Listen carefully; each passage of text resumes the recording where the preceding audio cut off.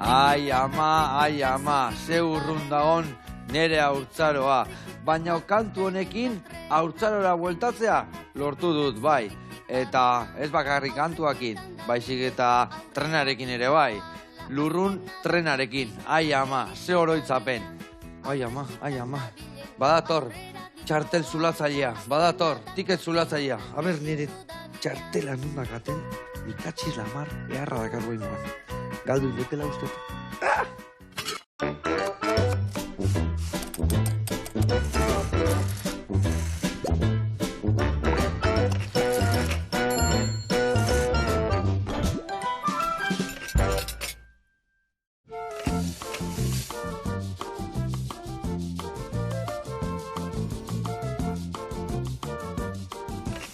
Kaixo lagunak, eguerdion, eta Juanjo Laizola, ongi etorri, zer moduz? Ondo, eta Dela ongi? Bai. Zukaldatzeko prest etorri altzea? Nik ez dakit, ni desastrea naiz. Bueno, batzuk ja zuritu eta moldatuko gea, ez da? Ez dakit ba, Seguru ni zukaldean sartzen Seguru bakarrik fregatzeko. Bueno, eta Juanjo, zuzea, azpeitian daon, Burnibidean Euskal Museoko zuzendaria, ez da? Bai, ala da. Hala da, ez da? Zenbat urtean ja? Ja, 35 urte. Urte mordo bat hortxe, ez da, buru beharri. Esan dezakeu estatu mailan Euskal Herrian gutxinez bai, zehala trenetaz gehiena dakina? Kafekua baino gehiago? Kafeko nauzi baino gehiago? Oiek asko dakite, Baino beste erabatea igual, ez da? Zerbait bakigu, horren beste urte hemen finkatu eta dena pegatzen da. Zenbat idatzi dezu, zenbat artikulo, zenbat gauza? Ez dira maten kontua. Kantua galduta bakazuia, ez da? Hori bai. Bueno, eta gaur zetorri zea, trenian, topuan edo kotxian? Bueno, Azpeititik hona etortzeko ez dago, errex, orduan hartu inberdezu, nahi bezu garraio publikan etorri, hartu inberdezu lehen autobusa Zumaia edaino, eta Zumaiako geltokian ja, Euskotreneko trena hartu, eta Amaran usten dizu hemen, ja parean, Donostiko hiri erdian. Eta nola etorri zea zu erantzun? Ez dizut erantzun. Vale. Bueno, lagunak, ingo deuna da, trenetaz asko ikasi, joakokin gaude, aprobetxatu ingo deu, eta aldi berian, patata batzuk barazkin mordo batekin prestatuko ditugu, gio hemen bai txerriki batzuk gainen jartzeko, arrautza, eta gero emulsio bat ingo du, danetik pixkat ingo du, ados? No, ez da que etxura txarra. Etxura, eharki pasako du. Adi lagunak, asko ikasiko dugu da.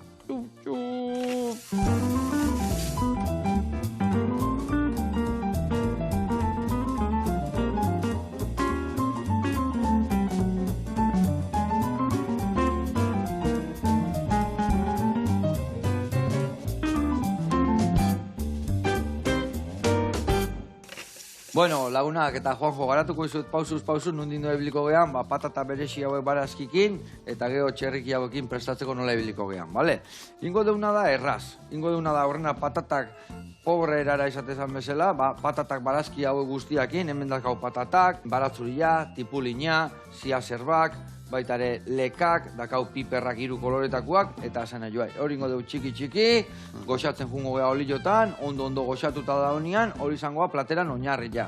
Baina geho gainetik jartzeko, hemen dakau lukainka, txistorra, geho dakau baita ere odolkia, arrozaduna, eta hori egin goitugu prejitu, eta geho barazkin da gainean jarri.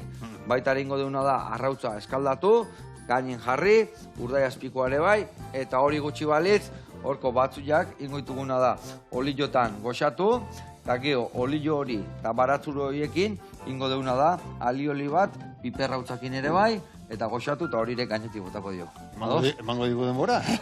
Txerriki txarraka jungo geha, eta geho bestela batzutan lasai gatze geha erreportaia ikusten da, beste atuten erreportaira jute geha eta horreatzen azte geha gauzak bai. Osake, bukatuko dugu, ziur, gaur egun hasi baino lehenugo. Bueno, martxan jartzeko. Ingotena da nik hemen, sartaia handi bat atea, vale? Hemen goxatzen jungo naiz patatak eta historia guztiak. Olio desentekin jungo naiz goxatzen, gero kenduko jau soberakoa eta ja salteatuko dugu gutxokin. Eta, hause bihar dut hemen goxatzen hasteko. Eta zu lagunduko diazuna da, adibidez, hemendikan biharko ditugu bertako 3 baratzuriale eta honeako beste 3. 6 uritu behar ditugu. Ados? Lan asko? Moldatuko zea, ez da? Moldatuko zea. Ez dakit, ez dakit. Hain gutxi sukaldatzen dezu? Eserrez. Eserrez? Eserrez. Putxera bai, putxerakin bai, balmaserakoak eta bezala, hola, vaporezko... Nik dastatzen dut. Dastatu bai. Hori bai, jan behar dan guztia. Eta gero, behar bada garbitu ere bai. Garbitu ere bai, inbiarra. Arriko aiteko, arazu jaztakazu. Edo erosketa itia ere, ez dakit pasar. Holako lagunak oso baliarragarria dira, Batzuk ez du eta zerreiten. Baina, sukaldaritzen, ez. Ados. Bueno, gaur, ni laguntxe mazu pixka nahiko izango, bale? Gutxi izango da, Bai, lasai. Bueno, Juanjo, kontatu iguzu.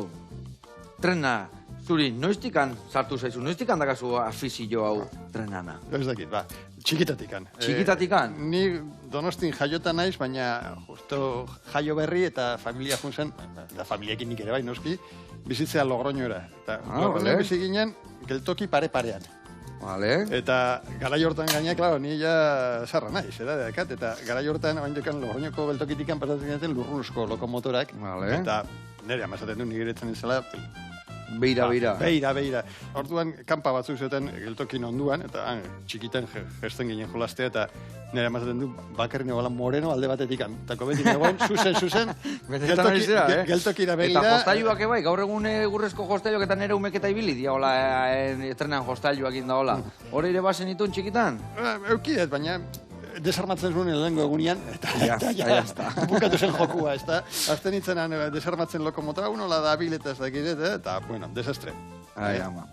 Bueno, orduan txikitatik handakazu afizioa, baina noiztik hasi zinean joa ja pixkat ikertzen, ja garatzen, pixkator murgiltzen mundu hontan gehiago. Egia esan da, ja adibidez 14 urtekin ezin nintzen egiten argazkiak trenei. Bale.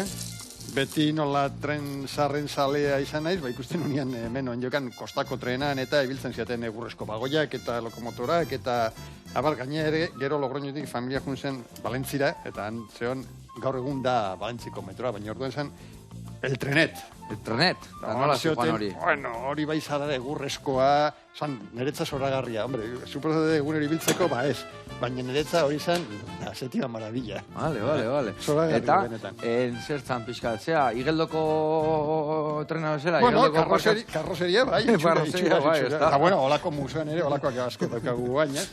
Baina niretzat hori zen zoragarria. Eta, bueno, poliki ezten zia kuriosatzen, ikerlan egiten, eta zergatik nunero zuten makina hau, nondi etorri zen, eta, bueno, poliki-polikian sartu ditzen mundu hortan, gero karrera ere, ikasi zen duen. Historia. Historia, bale. Eta doktorado inun Donostiko tranbia konpainian buruz. Bale. Eta, bueno, beti mundu hortan. Ados. Bueno, eta, Gio, zer dakae trenak hain berezia zuretzako? Zer dakae hain... Saia da esatia, ez da? Jenderi zergatik guztien zeu futbola.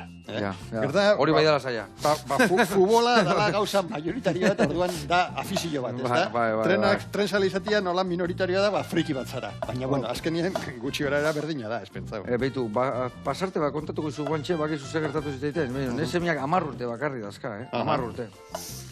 Eta, eamateu erloju bat, telefonua dana. Erlojutxo bat, telefonua dana, baina GPS-ia daka. Bakizu amak eta kontrolatzeko, bakizu nondik dabilen eta nodi joan da.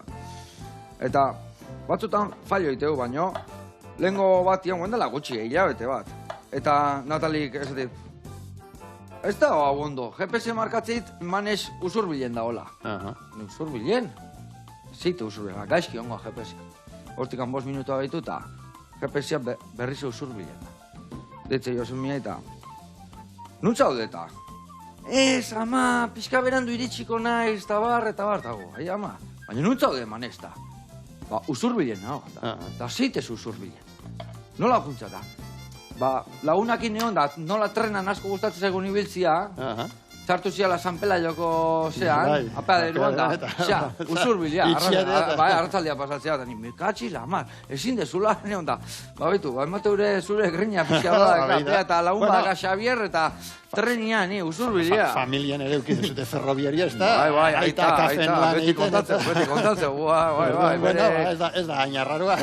Hoi da, igual hortik handaka, pixka, bere aurrenengo lanbidian eraitana, ala izan zen, trenak itia, Gio esan zun, treneko atiak eta irikite ziala, eta beak atreak egiten ibiltze zala, eta kale hau eta baino lehenu beha juntala. Bueno. Hala kontatzeko. Bueno, eta hau guztia, kiston evoluzio dokido ere, bai, ezta? Zuk esan desun bezala, vaporiakin, gero ze tren egurrezkuak, evoluzio ez izan da, zure ustez, azkarra, mantxo dijoa, o igual leku batzutare kosteitea iristia? Bueno, denetatik, ez da, baina bai, hombre, tren hasi zen, hori, lurrunezko makinakin ikatza erretzen handakagu, azpeitin, museoan olako motorak. Jendea nahi baude zautuan, aldiet etorri museora. Gero etorri zen elektraindarra, motor dieselak ere bai, denetatik. Eta bueno, bai, hombre, oain ikusten dugu abiadura handiko trenak eta harrigarria da, ez da ikusten tren bat 350 kilometro orduz, kutia adibidez Madridetik Bartzelonara 2 ordu terditan, azkenean tardatzen dugu abieien baino gutxiotako, ez behar aeroportu bateraino eta bar. Hemen, en cambio, zain. A ber, nesetratzen da, abiadura handiko trena. Igreko hortan, inberduen martxa jarriko du, hor bia berde batekin bukatuko du, nola bukatuko da? Espero del baiet, eta espero del lehen bailen izatia, esan da, kostatzen da. Biarra da, ez da, bai, ez da? Bai. Bueno, hau, kentuko izute mendikan, oso ondo. Beitu, bota baratzuri horiek lapiku txiki hortara, hor konfitatzen jarriko ditugu, bale? Eta lagunduko jazu guain, behitu, hemen zurigailu emango zut, eta zen nio hau zurituko jazu, bale? Hau ez dut erabili, meine. Bizi guztian, olako txizmea. Hola, batzutan jendia bihatza harrapatu diteo. Ni harrapatuko nun. Bale, orduan, hola, heldu, eta horrela in. Eta horrela txekutezia. Hala oso ondo ditzen duzu, Bai, erresa da, ikusiko zu. Baina zorrotza daka punta, eta batzutan hola hartzen nian jendiak, bihatz puntxak moztitu. Geratuko naiz bihatz gabe. Bueno, eta guain, zuzendari zea, esan desun bezala urte mordo bat, Azpeitiko museuan. Eta esan desun bezala handaola vaporezko trena, gauza mordo bat, zetopatuko dugu zehazki bertara jute genia? Hombre, trenak, trenaren historia azken finen. Hasieran, zeratik, museo dago geltoki zar batean, Azpeitiko geltoki zarran. Gaina geltoki oso polita, zeratik, urolako trena eraikizun Gustuko diputazioa, eta esun egin geltoki estandarizatuak, gaur egun oanjokan ikusten dugu, juten bagea trenez hemendi Madrilera, trenbide sarrean bitartean dabilen, ikusten duzu, estazio guztia dietela danak antzeko parezido. Hemen ez bakoitza, ezberdina, denak gaina arkitekto de postin batekin. Eta politak, ez da? Ramon Cortázar, danak... Xarmangarriak, ez da? Bai, danak pixka bat neobasko estiloan, ez da batzuk baserrietan inspiratuta, beste batzuk adibidez Azpeitikoa dorretxe baten irudia daka. Orduan ja, sartzen zea estazio batean. Eta gero, bueno, noski dakagu trenak, lurrunezko lokomotorak, elektrikoak, dieselak, bideareiko kotxeak, merkantziko bagoiak, baina ere dakagu beste outsider batzuk, ez da, adibidez tranbiak, trolebus bat, claro, hemen jendea ez da gogoratzen trolebusakin, baina Donosti nagusiak oindiokan esaten nuaz trolebus hartzea. Ja. Hemen eukik genuen bere garaian autobus elektrikoa, gaur da den bezala, gerta gaur egun nola oso modernoa gean. Zaldien onda zeuden ja autobus elektrikoak? Claro, gerta oain nola oso modernoa gean, nahi dugu autobus elektrikoak wifi izatia, ez da kable gabe. Antzinen zaukagun kablekin, kalean zehar, zeten Donostin bi kable, eta antzalkan trolebusa bi pertsa, handik hartzen zuen korrentea, eta han nintzen zen. Keri bota gabe. Hori ere ekologikoa zen. Bateria ikan, guainguak bezala, baina kablekin juten zian. Enchufado. Vale. Baina ekologikoa zen. Gaina Donostiko tranbia konpainia zakan Leizaranen, Bertxinen, ur salto bat, eta lortzen zuten elektraindarra. Horto harrapatzen zuen. 40 hamarkadan Donostin zaukagun garraio publikoa zen, ekologiko, baina hasieratik bukaertu arte. Eta zergatik genuen atzea pausu hori geho? Zergatik orduan, azpiegitura hori mantentzia, kableak, azpizentralak, eta dirua kostatzen zuen, trolebusak gaiztiagoa zieten autobus diesel baino, gasolioa orduan oindekan esan egon petroleo krisia eta merkea zen, eta orduan erabakia zen bakarri begiritzen zuten dirua, orduan ezakiten zer zen inguru giroa. Eta kontaminazioa, bakarri hau merkeagoa da, kentzen dugu trolebusa, jartzen dugu autobus dieselak, eta kitxo. Eta aukera, eder bat galdu genu, eukitzia garraio sostenible bat, ez da? Azkenian, bai, gizartia behitzeu momentukoa, eta... Bai, orduan ezekigun zer raio zen inguru giroa, eta kontaminazioa, eta hori dana. Orduan, diesela merkeagoa die, kendu elektrikoa, eta jarri diesela, guain, atzeaka. Guain atzea vuelta, eta batzen dugu guantxe inventatu dugu. Katxi lan mar. Bueno, lagunak, hementxe, indeuna da, betu batzuri hauek listo azkau, erreta, oso ondo, gero musioa prestatzeko, hemen patatak eta piperrak eta asanaioa martxan jarritugu, baratzuriakin ere bai, gero ingo duguna da baita lekak piperberdia bota, baina lehen da bizi jungo gea erreportai bat ikustea. Ados, zehazki jungo gea Lolen tabernara, eta ikusiko zue, kiston gauza goxua prestatu dugu, guazen bertara.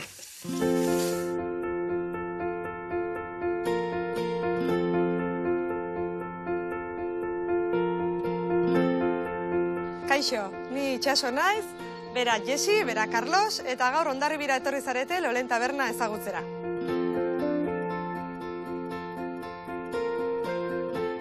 Lolen taberna Hondarribiko Santiago kalean dago kokatuta, hain ezaguna eta jendetsua den San Pedro kalearen atzekaldean. Beraz, saltxatik bertan dago, baina era berean giro lasaiago batean. Hondarribia lehenagotik ezagutzen zuten arren, pasaden udaran erabaki zuten onera etortzea beraien proiektuarekin hasteko. Lolen hitzak Argentinan lagun artea esan nahi du, edo lagunen arteko bilera. Horregatik bere izenak dioen bezala, familiakin eta lagunekin gustora eta goxo egoteko txoko bat sortu nahi izan dute. Carlos Etxegaraik jatorri euskalduna ditu, zehazkiago esan da, bere birraitona euskalduna zen, Urruñako baserri batetakoa, eta beraz beti izan du ilusioa Euskal Herrira bueltatzeko. Carlosek beti izan du txikitatik sukaldarekiko grina handia, bere amunak eta bere amak transmititu diotena, eta horrez gain Mar del Platako sukaldaritza eskolan egin zituen bere ikasketak. Gero, bai Argentinan eta baita Espainian ere jatetxe ezberdinetan ibili da lanean, eta pasaden urtean Euskal Herria aukeratu du bere ametsa egi bihurtzeko bere bikotarekin batera. Sukaldaritzari dagokionez, Lolenen etxeko sukaldaritza egiten da, zaporez betea, gaur egungoa eta herrikoia. Beraiek Instagramen esaten duten bezala, Cocina sin fronteras. Bertako produktu ez gain, Hego Ameriketako jatorria duten produktuak ere erabiltzen dituzte, adibidez boniatoa, platanoarra, artaburuak, baina bertako platerekin ere kombinatu egiten dute, hango eta hemengo produktuakin jolastuz. Beraz, Lolenen gauza ezberdinak topa ditzakegu eta denak ere beti oso goxuak. Lolenen razioekin lan egiten dute asko, eta beraz askotan platera konpartitzeko izaten dira. Modu honetan bezeroak gauza ezberdinak probatzeko aukera izaten du. Ostegunetan pintxo goxoak prestatzen dituzte, pintxo potea egiten dutelako, asteburua hurbil dagoela ospatzeko, eta asteburutan kartazkanpoko platerak ere eskaintzen dituzte iradokizun gisa. Gero Carlosek ardoarekin duen zaletasuna ere biztan geratzen da, kartazkanpoko ardoak eskaintzen dituenean. Beno, eta orain beraien historia behin ezaguntuta, jungo gera ikustera nola egiten duten beraien errezeta izarretako bat.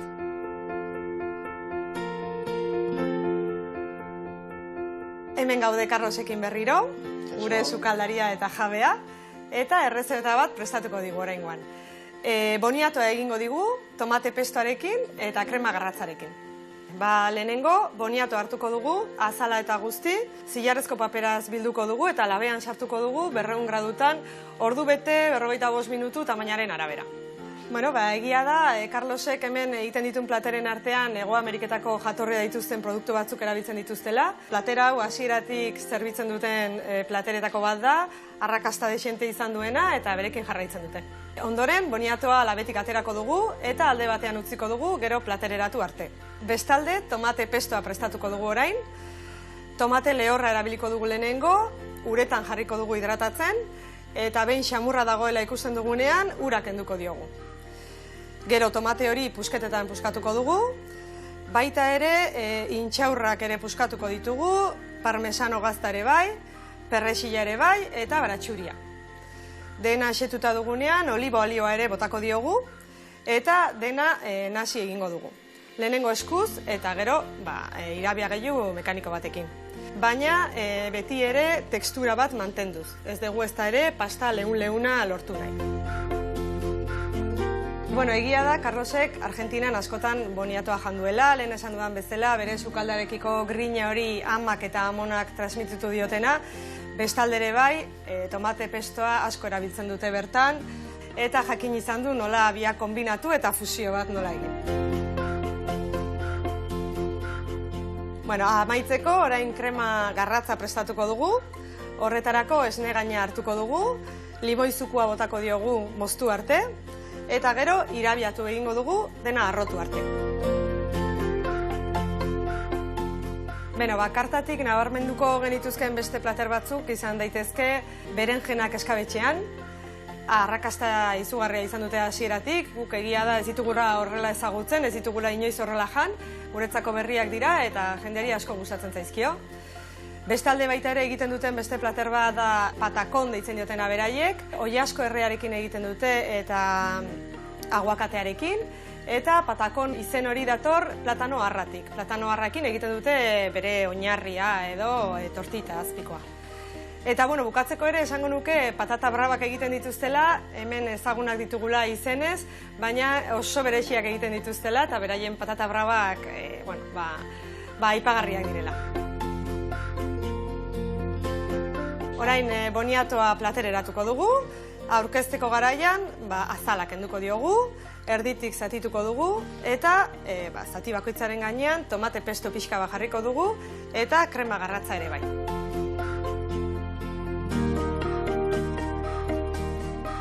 Beno, espero dezagun bideo honekin, Lolen ezagutzeko jakimina piztu izana, eta hurrengo batean, Hondarribira hurbiltzen zareten batean, honera etortzera animatuko zaretela. Joseba, zu ere, gonbidatu bazaude. Agur! Aupa kuadrilla eta zer itxura plater horrek, aia, Bezarka da handi bat eta jarraitu horrela goxatzen eta goxatu arazten. Gurean jarraitu behar dugu. Hemen lana banatuko ditugu, ni jarraituko hemen piperra txikitzen, eta... Zuka adibidez behitu baina etxo hauek txikitzen ere bai. Hauek errezingo ditugu, behitu bat ingoizunik. Vale, erakutzi. Erakutzi, puntxak bilak enduko ditugu horrelaxe. Eta gero, laukitan inbierren pixkatola moderno izateko, pixkatola irukitxuak ingoitugu, bale? Venga, zure kontu. Zure kontu, ni piperra botako etonea, lendabitxi txortenak enduko jot, eta pepitatxuak atera, bale? Eta bagoak txerek etxarraka. Bueno, Azpeitiko museuan, gauza eharrasko daude, baina horietako bat da lurrunezko trenak ibiltzia dagoela, ez da? Noski, da, azkenean museoen atraktibo handien, ez ez da, aukera asko ibiltzeko olako trenzar batean hemen inguruan. 100 kilometro inguruan ez dagoela beste lurrunezko olako ikan. Hobeto inguru biro entzat, baina, horregatik bat aldauki. Eta zer gatik esaten duzu? Osea, inguru asko kutsatzezun, vaporezko trena, beti katza, bota eta... Garbiek ezien, ikatza harretzen zuten, ura beratzeko. Pentsau, azkenian lurrun motorra izan dela gizarte asmatuzun lehengo motorra. Ordan oso primitiboa da. Efizientzia, ez dizut esango zero, baina hurbil. Pentsau, gure lokomotora, daka 200 saldien indarra.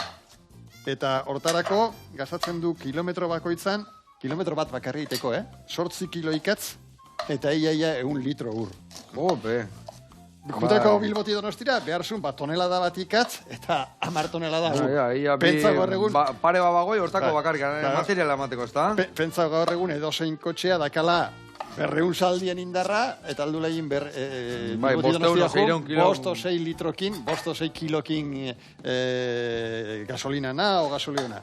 Pentsa ze ezberdintasuna, ze efizientzia eskasa. Baina, bueno, hori izan zen, asmatu genuen lehengo motorra, eta gaina horregatik handa de trenak. Zati, klaro, genuen, jendea zaten zuen, zeiten dugu, erabiltzen dugu motor desastre hau, o geratzen geha saina berra izea dago ibiltzeko itxasontzia eta barrez. Eta orduan, azkenian lurrun motorra mugituzun iraultza industriala. Gaur eguneko mundua, lurrun motorren esker sortu zen. Klaro, esango da, fabrika batean hori erresa da. Beti dago leku eukitzeko kaldera, ikatza, ura... Baina alde batetik beste ibiltzeko... Baina, klaro, holako trasto erraldoia dakan pisuakin ezin zen jarriko txeetan, diligentzietan, zakan pisuakin, traba egiten zen karreteran. Orduan, asmatu zen bide bat, eukitzia aukera soportatzia pisu erraldoi hori. Lehen asmatu genuen motor elektrikua, diesela o gasolineskoa, seguro eski ezieten egongo tren bideak, zertarako? Baina nola, zaukagun motor bakarra, 19. mende guztiak. Motorra gatikan inventatu zan trenbidea, ez trenbidea, vale. Aguantatzeko motor horren pixua. Nola, zaukagun besterik, horrekin ibili ginen. Eta horregatik egin genuen trenak, ez katalan bat esango zuen bezala, atotarreu. El Transiberiano, Transcantabriko, Transkaukasiko, Transalpino, denak trans. Claro, bere ala ingenieriak oso trebea die, jolin, kagarrea gogorra ikasi dute eta konturatu ziten, burni bide hori beste abentai bat zaukala, eta da, azkenean burdinezko errubera eta burdinezko erraila. Ez dago frikzioa, batan eta besten artean ez dago ia frikzioa da. Izotza gainean bezala patinetzia. Vale. Eta orduan, base gertatzen da, izotza gainean patinetzen degunean, behar degun indarra pausu eta emateko lurrean. Aurrenengoa gora da, baina gero jaz... Indarrekin egiten dugu 10-15 metro. Eta trenan gertatzen da berdin, kostatzen du arrankatzia, baina arrankatu ondoren, ia ez du ezer bakarrik handi joa, ia. Eta horregatik esaten da, trena dela garraio ekologikoen, eta gutxiokin gehiago. Kargako tren bat aldua ereman, 50 kamioien karga, baina bakarrik gastatzen du 5-6 kamioien behar duten indarra. Horregatik handa ekologikoa. Lurrunezko makinak ez zieten oso ekologikoa, baina gaur egun da garraio ekologikoena eta hoberena nahi badugu gizarte sostenible bat. Eta azpeitin dagoen vaporezko lokomotorak, nundi noa ibiltzen zan? Zei bilbide ditezun? Bere garaian, gehien erabiltzen dakau linea askokuak ez da, baina erabiltzen duguna normalian aurrera lokomotora hori bizen bere garaian 1888 etorri zen Manchesterretik, han eraiki zuten. Orduan hain dukan zakik Euskal Herrian trenak egiten. Mundu guztien dade kafen egin eta talgon egin dako trenak, baina orduan ekarri tezian. Eta hori bizen Donosti eta Elgoibar artean. Zarauzti pasatzen zen ere, eta usorruletikan. Baina guk musea dago kokatuta Urolako trenbideen geltoki bat sarrean. Urolako trena lotzen zuen Zumarraga, Urretxu, Askoiti, Azpeiti, Zestua, Zumaiaraino, eta han lotzen zuen kostako trenekin. Euskotreneko, gaur egun Euskotreneko... Danak vaporezkoa zian? Ez. Bueno, gehienak lurrunezko lokomotorekin hasi zieten, baina Euskal Herrian izan ginen pioneroak erabiltzen elektroindarra. Adibidez, estatuko lehengo tranbia elektrikoa, martxan jarri zuten Bilbon, 1886an. Pentsau, Edison egiten zuen 10 urte asmatu zula bombilla, orduan elektrizitatean jekazan gauzat oso modernua. Topoa adibidez, Donostiko topoa ere, sortu zen beti elektrikoa, 1912an. Pentsau, da kantunelakin, lurrunezko makina batekin jendea itoingo zen, orduan zen teknologia berriena, elektraindarra, ere jarri zuten topoan. Eta urolako trena, ere sortu zen 1926an eta ja elektrikoa. Baina izan lurrunezko trena. Gaur egun baizik, pizkat atzeagoa, ez da? 20 mendean elektrikoa eta 21 mendean lurrunezko makinakin gabiltz. Eta, guain ze ikusten dezuz, nola izango dia horrengo pausako? Adibidez, Y-koan ibilikoana nola jungoa? Home, elektriko. Elektriko izangoa. Eta horretik handi joaz katiatuta kable batekin, ez da? Horretik elektrizitatea hartzen du, eta horrekin hartzen dira martxan. Claro, bai, problema gabe. Gaur egun, trenaren etorkizuna da elektrizitatea, eta gaina, zentzu hortan, trena da garraio bide, oberen aprobetxatzen duena elektraindarra, efizienteena. Esaten duzu beza, zieran harrapatzen du, eta gero ja indar gutxikin ja badijoa... Bai. Indar oso gutxikin, eta gaina frenatzean, kotxe elektrikoak ere frenatzean rekargatzen de pixka bateria, ez da? Tren elektrikoak berdin egiten du, gaina ez gaur egun, hori dago asmatuta, egiten du 100 eta piku urte ja asmatuta, eta frenatzean, adibidez, beste tren bat badago, martxan momentu hortan, aprobetxatzen du indar hori. Arren indarra harrapatzen du, Ez dihoa bateri batera, baizik aprobetxatzen du beste trena. Eta ez badago inor aprobetxatzen, bialtzen da sarera, igual hemengo argi bat, dago baini aprobetxatzen topoko frenada bat. Vale. Ona. Eta esaten diena tren bala hola hasian daudenak, eta hoiek, adibidez, hoiek ere bai elektrikoak dira? Bai, tren bala gaina batzuetan ahaztu iten gea, baina lehengo abiero hondiko trenak, munduko lehengo abiero hondiko trenak, Japonesa jarri zuten martxan, Tokio eta Osakan hartzean, ja 1975an. Eta hori ere, elektroindarrakin, bere kablekin gainean, bere pantografo kaptatzeko hartzeko korrentea, eta han ibiltzen diate. Gio, ere bai, zenbat lekutan ibili dian, adibes, Suitzan eta mendian gora juten dianak, eta hori denak elektrikoa dia, o desberdinak dia? Suizan tren guztiak elektrikoa diala. Hombre, nian egon ditzen, da herri baten bakarrikan elektriziko, etxeun ez da kotxe ikan gasolina. Zermaten egon ditzen, guan ja urte asko, lagun bat egin txomin egin, eta kiarria irutitzen egun, ze txukuna, ze garbila, soinuik ez, eta tren baten ebai gora kakungin ibilbide batitea. Suizan dakaten trenak gaur egun da zoragarria, zeatik. Hori bai funtzionatzen duela erroju aldezela. Suiza da, noski. Iristen zea, jun behar basea leku batea eta egin behar dezu bi transbordo, lasai. trena gongo dan zure zain, puntuala iritsiko da, minutu batean aldatuko duzu tren batetik bestea, jarraituko duzu zure bilajea, eta problema da. Hori ere bai beti izan da trenan abantaila ehar bat, ez da? Ez esan dezu, egazkina, juni behartzalen nuo, gio berandu, aizia, ez da atea, autobusekin ebai, errepidian beti daude treskantza gehiago, baina trena beti orduan iristea, ez da? Saiatzen gara gutxi. Saiatzen gara, beti ez beti. Gaina, trena ere pixkat ekarrizun gure mundura denboraren nozioa.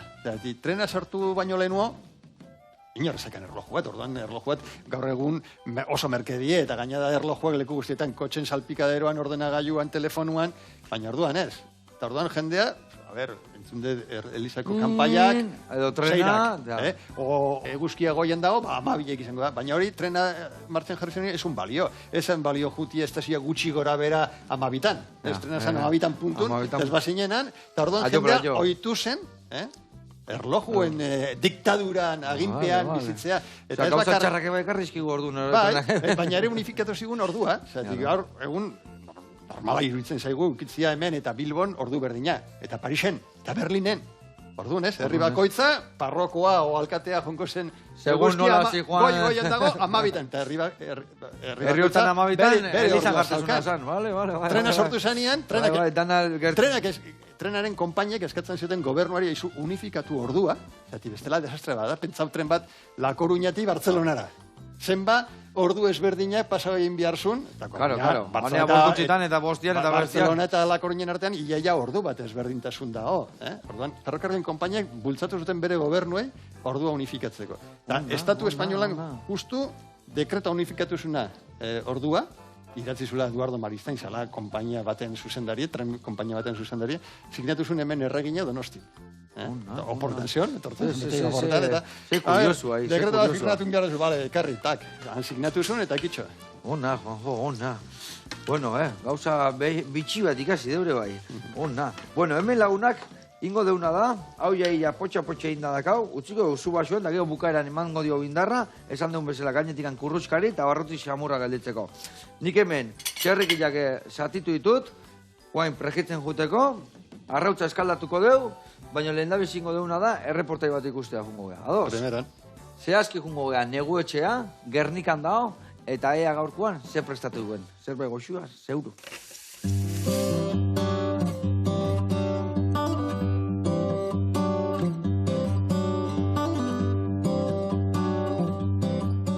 Aupa, Joseba, gu Jaiza eta Ania gara, Gernikarrak, eta gaur gure proiektu barriza erakusten gatoz. Neguetxea, ongi etorri.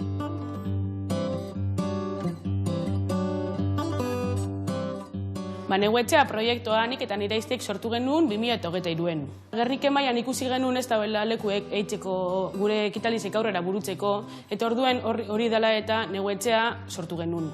Espazio hau goitzik bera berriztu genuen, eta izena aurreko etxien izena izen zen eta sustra izen mantentzeko izen berdina ipintzagun, Neguetxea. Egiz esan, Gerniketik minutxu batera gauz, baina lumoko biden kokatute gauz. Hau lumo da. Neguetxeak espazio desberdinak ditu. Alde batetik, ekitalizek antolatzeko espazio bat, eta gero beste alde batetik, guest house edo ostatu moduen ezagutzen dugun alderdi bat.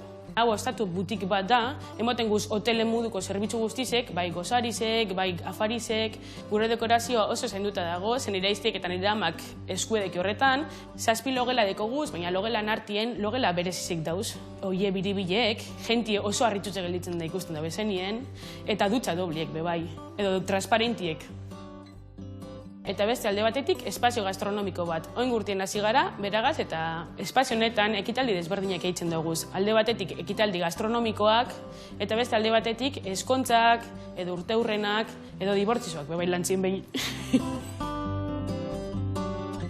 Espazio hau mundu guztizentzako zabalik daben espazioa da, eta berton aldozu gure kartie gaztatu.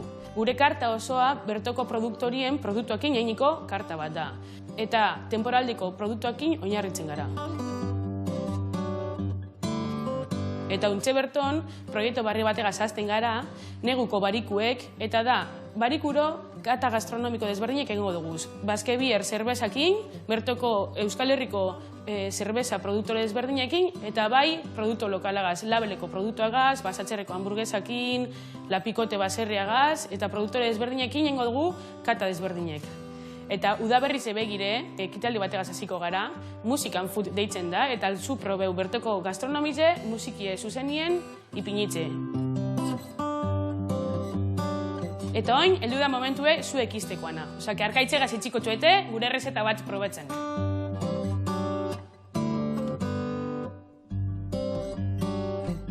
Bueno, ongi etorriak neguko sukalde honetara, eta gaur errezeta bat prestatuko dugu.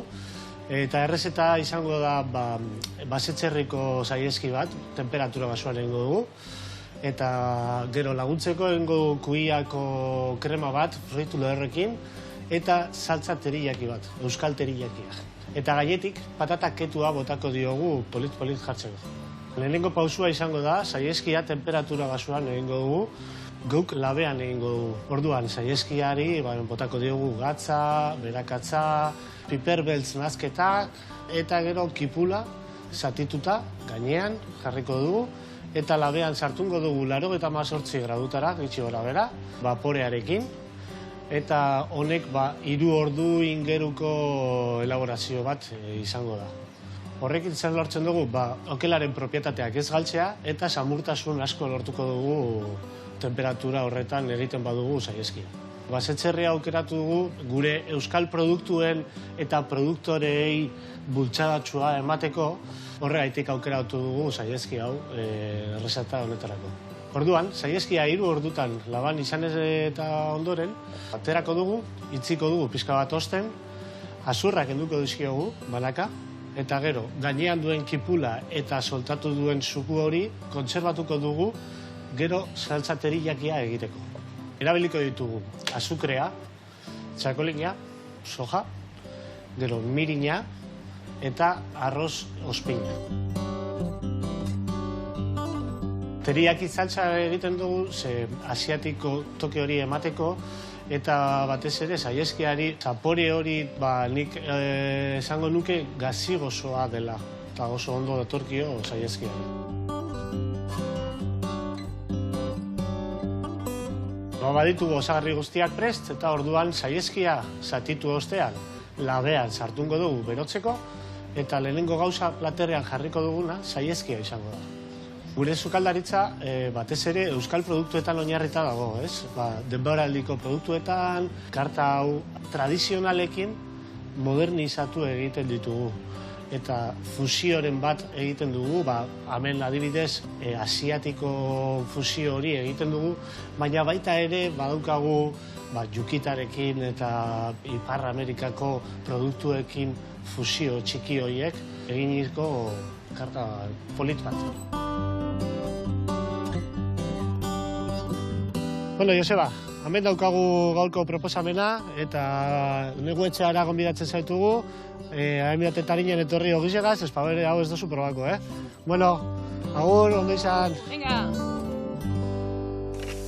Hau pairukote eta gora saieski hori. Jope, zuri olako saltza asiatikoak eta teriak eta gustatzen eskizu? Neri letxarrak guztien. Bai, venga, ondo. Earki pasako dugu, gaur hemen bazkau eharrak eta eharra platera ingo dugu, baina saieski hori dastatu behar denik. Bezarka da hondi bat eta urren arte, gurian jarraitu behar dugu. Hemen behitu, hau ja potxa indadakau, zea zerba batzu bota, salteatu, hemen ingoitut txistorak eta lukainka, eta hemen jarrikoet oholkila martxan.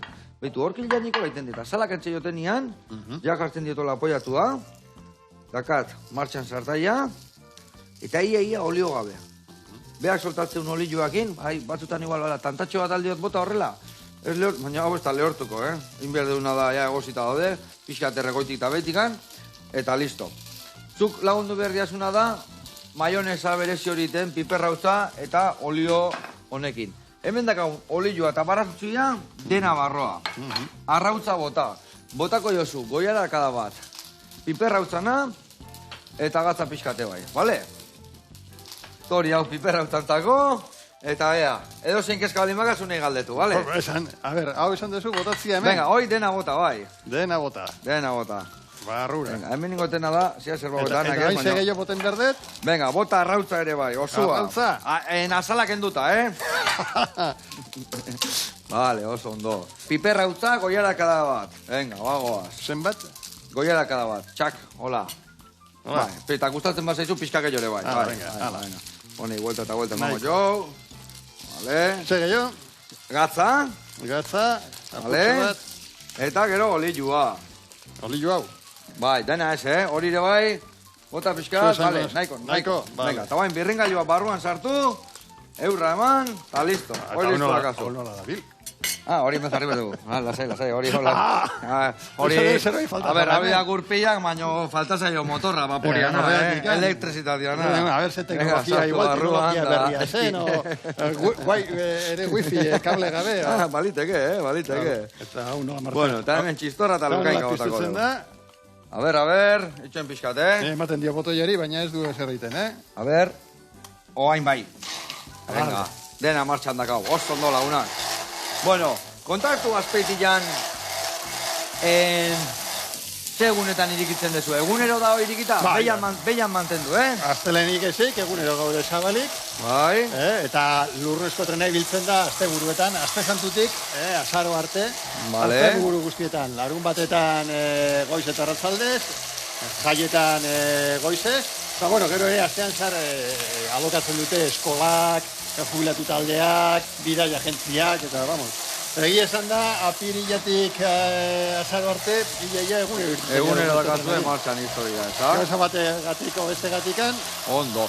Eta, adibidez, lehen esan deuna, berezia izatea trena vaporiana, ze gehiago da jendia hola asko gustatzen zaiona eta txundituta gelditzean abertan jutean nian? Bueno, nire ustez, asko gustatzen zaio jendeari, dakagun antzineko lantegia. Vale. Azpeitiko geltokia zen urola trenaren bihotza, eta han ezion bakarri geltokia, baizik ere kotxetegiak eta tailerrak konpontzeko trenak. Eta tailer hori mantendu zen, zabaldu zen bezala 1926an. Zan bezala, alegia, Daka motor bat bakarra, eta gero transmisioak, korreakin, poleakin, eta handa de 16 makina herramienta, horrekin lan egiten dutela. Eta martxan jartzia eta ikustia bain jokan lan egiten dutela, fresadora, otornuak, o esmeridadora, eta jende beretzen da ere... Txundituta, eta?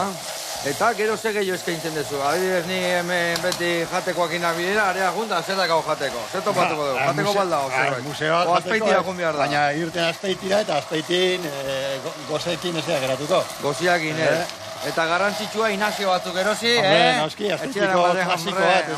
Hombre, nola ez.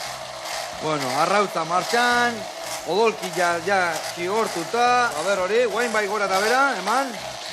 Bueno, nahuzi, Oso ondo. Ja ezin dezu esan ez tekizula maionez egiten, Ez. Bueno, dietan baldin bat zaudete, bakazue txerrikien bat ez jartzia, Lazai. Bueno, arrautza usegitu aningoa, a ber. Listo, haukenduko jau. Vale. Eta, earra indezu hemen maioneza. Nahezu daztatu? A ber, zer musko da hon, hemen? Bai, ikiztuna hongoa, Bai. Hor batzu jakin da, Bueno, eta, esan duen bezala, gustatu zaizule, ez da? Meka, txila, mazze gauza ona. Bueno, esan duen bezala, hor buru belarri zabitza zuzendari, baina blog bat ere badakazu, ez da? Bai. Zer gartzen dezu blogian? Trenan historiak. Trenan historiak. Azkenian, gure lana da zabaltzia trenaren historia, eta ere zabaltzia trenaren garrantzia gaur egun, eta eukizuna antzinez, eta gaur egun daukan garrantzia, eta etorkizunian eukin behar duen garrantzia. Gio eta garrantzi gehiago daka? Nola ikusten dezu panorama? Eukin beharko zuen geru eta gehiago.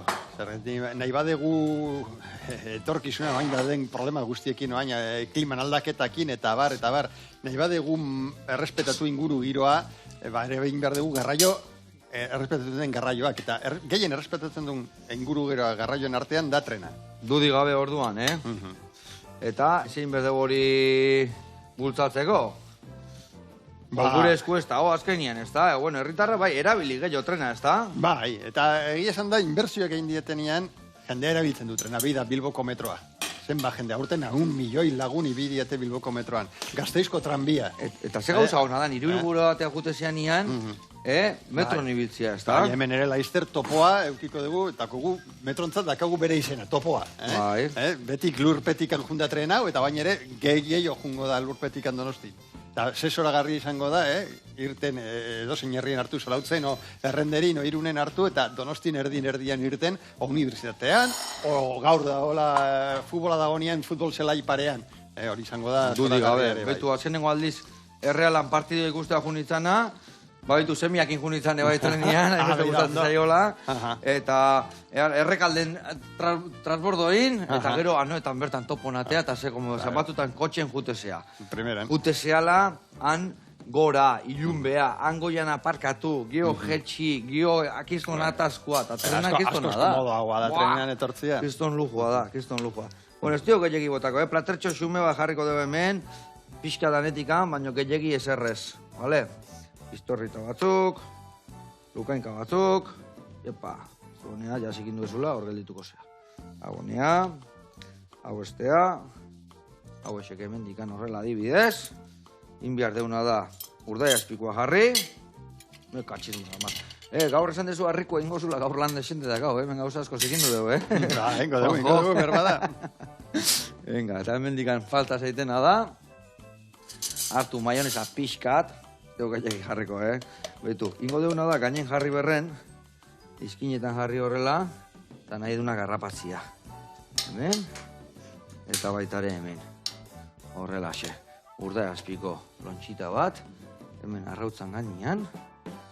Ai, ama. Eta, bueno, hemen txedakau. Gaurko barazki patatakin da txerrekikin indeun platerrearra. Juanjo, plater bat hemen izatia. Dale, berdin. Hore bat, eta urte askotako. Ea pasatzen nahi zenan, lokomotoran ibiltzea. Nahi desumia, etorri semiakin. Jungo naiz. Bueno, Xabi, semia eta belaguna Xabi errekingo naiz. Aur lagunak.